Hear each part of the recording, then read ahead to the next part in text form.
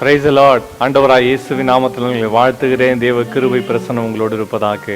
இதனால் தியானத்துக்கு தெரிந்து கொள்ளப்பட்ட ஆண்டுடைய வார்த்தை சங்கீதங்களின் புஸ்தகம் 145 சங்கீதம் 18 வசனம். தம்மை நோக்கி கூப்பிடுகிற யாவருக்கும், உண்மையாய் தம்மை நோக்கி கூப்பிடுகிற யாவருக்கும் கர்த்தர் சமீபமாய் இருக்கிறார். ஆண்டவர் சமீபமாய் இருக்கிறார். யாருக்கு சமீபமாய் கர்த்தர் இருக்கிறார்? யார் பக்கத்துல கர்த்தர் இருக்கிறார்? யார் அருகில கர்த்தர் இருக்கிறார் என்று வேதம் சொல்கிறது.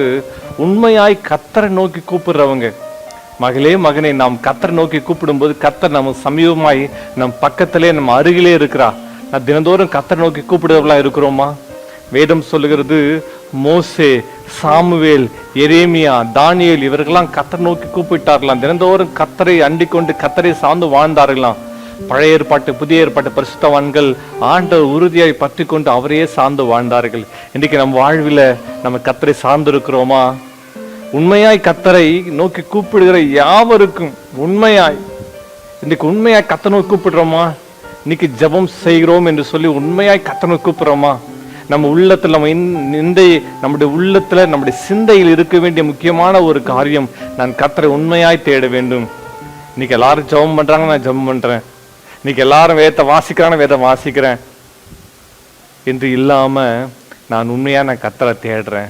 நான் உண்மையா கர்த்தரோட வார்த்தையை வாசிக்கிறேன். நான் வாசிக்கும் போது அவர் என்னோடு பேசுகிறார். நான் ஜெபம் பண்ணும்போது நான் கர்த்தரோடு பேசுகிறேன் என்ற ஒரு சிந்தையோட எண்ணத்தோட நாம் ஜெபம் பண்ணும்போது, வேதத்தை வாசிக்கும் போது நாம் கர்த்தர் அருகில் இருப்போம். கர்த்தர் நம் அருகில் இருப்பார். உண்மையாய் கர்த்தரை தேடுறவங்க சமீபமாய் கர்த்தர் இருக்கிறாராம். கர்த்தர் பக்கத்துல இருக்கிறாராம். கர்த்தர் அவங்க அருகில் இருக்கிறாராம். மகளே மகனை, உண்மையா நீ கர்த்தரை தேடுவாயானால் கர்த்தர் அருகிலே இருப்பார். உன் வேலை ஸ்தலத்துல, உன் குடும்பத்துல, உன் வாழ்க்கையில் நெருக்கம், பிரச்சனை, போராட்டம் எந்த சூழ்நிலை வந்தாலும் கர்த்தர் உன் கூடவே உன் அருகிலே நின்று எல்லாவற்றுக்கும் விலக்கி பாதுகாப்பார். தப்பு பார், நெருக்கம், நின்ற அவமானம் எல்லாம் வரலாம், வராதுன்னு சொல்ல எல்லாம் வரும். ஆனா வந்தபடியே எல்லாம் கடந்து போகும் என்பதை மறந்து விடாத. ஏன்? உன் பக்கத்துல, உன் அருகில கர்த்தர் இருக்கிறார். தானியேல் தினந்தோறும் 3 வேளை கர்த்தரை நோக்கி கூப்பிட்டானா. தினந்தோறும் 3 வேளை ஜெபம் பண்றதை விடலையா. காலையில ஜெபம் பண்ணுவாராம், மதிய நேரத்துல ஜெபம் பண்ணுவாராம், மாலை நேரத்துல ஜெபம் பண்ணுவாராம். ஆனா இன்னைக்கு நாம அப்படிப்பட்ட ஒரு பரிசுத்தவான்களுடைய வாழ்க்கையை நாம் கவனித்து பார்த்து நம் வாழ்வை நாம் அப்படி சீர்படுத்திக் கொள்கிறோமா? அப்படி நம்ம ஜெப வாழ்வையை நாம் வளர்த்து கொள்ள வேண்டும் என்று வேதம் சொல்கிறது. நம்ம அப்படி செய்கிறோமா? கர்த்தர் அவர்கள் அருகில் இருந்தார். ஆனா அந்த தானியேலுக்கு வந்த சோதனை என்ன தெரியுமா? தானியேல் ஜெபம் பண்ணா சிங்க கபியில போட்டுருவேன்னு சொன்னாங்க. அப்படி என்றால் சிங்கங்களுக்கு உணவாக தானியேலை கொடுத்து விடுவேன் என்று சொன்னார்கள். அது தானியேலுக்கு தெரியும்.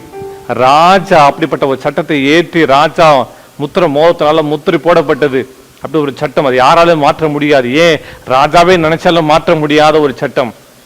இவையெல்லாம் உயிரே போகும் என்பதை தானியேல் மனுஷன் அறிந்திருந்த போதிலும் தானியேல் என்ன பண்ணார்? ஜெபம் பண்றதை விடவே இல்லை. கர்த்தரை நோக்கி கூப்பிடுறத விடவே இல்லை. இன்னைக்கு நம்ம வாழ்க்கையில் சின்ன பிரச்சனை வந்தாலும், போராட்டம் வந்தாலும் ஜெபம் பண்றதை விட்டுட்டோம். சிஸ்டர், கர்த்தரை நோக்கி ஜெபம் பண்ணுங்க. போங்க பாஸ்டர், நான் ஜெபம் பண்றதே விட்டேன். போங்க பாஸ்டர், வேதத்தை வாசிக்கதே விட்டுட்டேன். நீ நிறைய பேர் சொல்றத நான் கேட்கிறேன். கர்த்தரோட ஊழியனாய் நான் கண்ணார கண்டு சொல்ல ஒரு காரியம் என்ன தெரியுமா? எல்லா சூழ்நிலையும் கர்த்தரை அண்டிக்கொள், கர்த்தரை விடாம பற்றிக்கொள் மகளே. வாழ்வை கர்த்தர் நிச்சயமா ஆசீர்வதிப்பார்.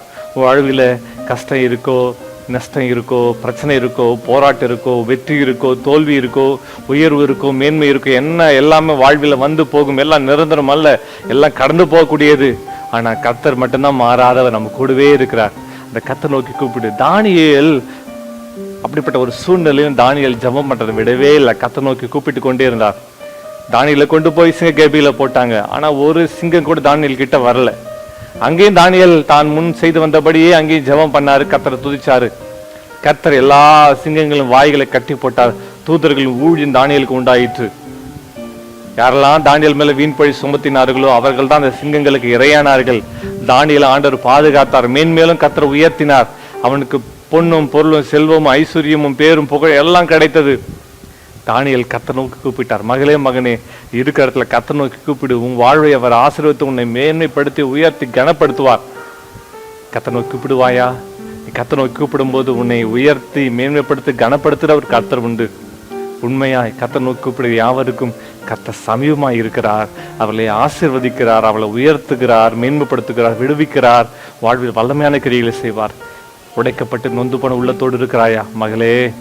மகனே, இன்றைக்கு கர்த்தர் உன் அடுக்கில் இருக்கிறார், என் நோக்கி கூப்பிடு, நான் உன்னை உதவி செய்வேன். ஆபத்து காலத்தை நோக்கி கூப்பிடு, நான் உன்னை தப்பு வித்து உன்னை கனப்படுத்துவேன்னு கர்த்தர் சொல்லுகிறார். கர்த்தர் நோக்கி கூப்பிடலாமா? அவர் நோக்கி கூப்பிடுங்க. அவர் நோக்கி கூப்பிடுகிற காக்கை குஞ்சுகளுக்கெல்லாம் ஆகாரம் கொடுக்கிற ஆண்டவர். அவர் நோக்கி யாரெல்லாம் கூப்பிடுறாங்களோ அவங்களுக்கெல்லாம் நன்மை செய்கிற ஆண்டவர். நீ அவர் நோக்கி கூப்பிட்டா அவர் உனக்கு நன்மை செய்வார், உன்னை உயர்த்தி மேன்மைப்படுத்துவார்.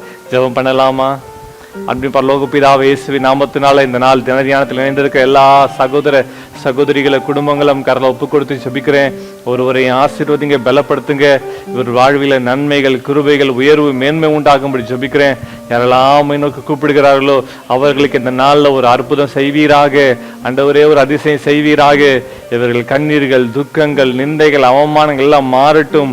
இயேசுவின் நாமத்தில் விடுதலை உண்டாகட்டும், சுகம் உண்டாகட்டும், ஆரோக்கியம் உண்டாகட்டும். ஆண்டவரே, நீர் விடுவிக்கும்படி ஜெபிக்கிறேன். உன் வாழ்வை ஆசீர்வதிக்கும்படி ஜெபிக்கிறேன். நன்மை கிருபையும் வாழ்க்கையில தொடரும்படி வேண்டிக் கொள்கிறேன்.